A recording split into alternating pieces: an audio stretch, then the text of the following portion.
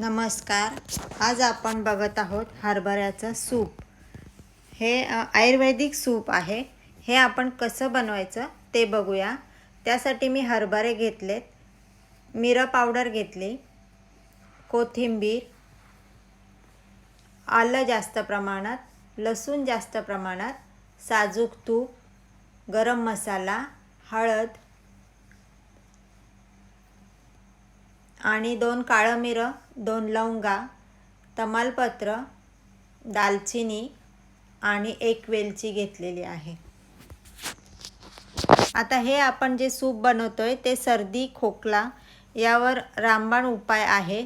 जर तुम्हाला सर्दी खोकला झाला असेल तर हे सूप तुम्ही अवश्य करून प्या.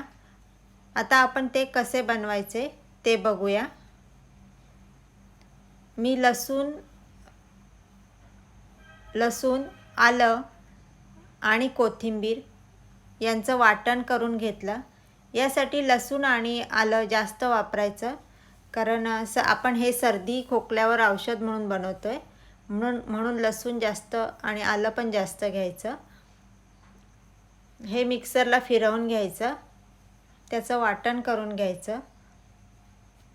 हे असं वाटण मी करून घेतलेलं आहे. आता आपण बनवायला सुरुवात करू. यासाठी साजूक तूपच वापरा. साजूक तुपाचा जो स्मेल येतो खूप सुंदर स्मेल येतो. आता आपण कुकरमध्ये 2 लवंगा, दालचिनी आणि तमालपत्र जे आपण घेतले ते टाकलं. ते परतून घेतल्यावर त्यामध्ये मी वाटण टाकलं. वाटण पण परतून घ्यायचं. त्यामध्ये हळद टाकली. हळद पण मी थोडी जास्तच टाकले, कारण आपण खोकल्यासाठी करतोय ना, म्हणून मी हळद जास्त टाकली.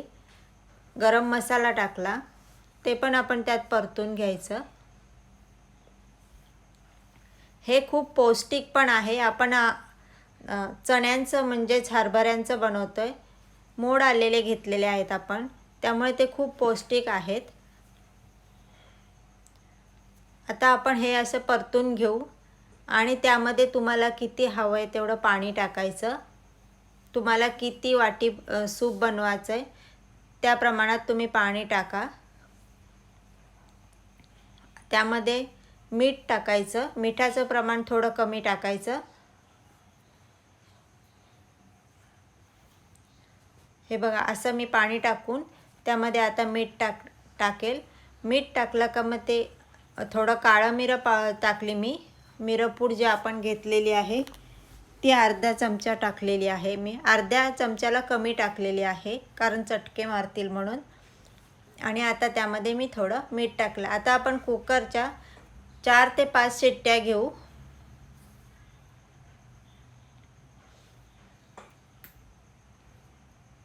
हे बघा, आपलं सूप तयार झालेलं आहे.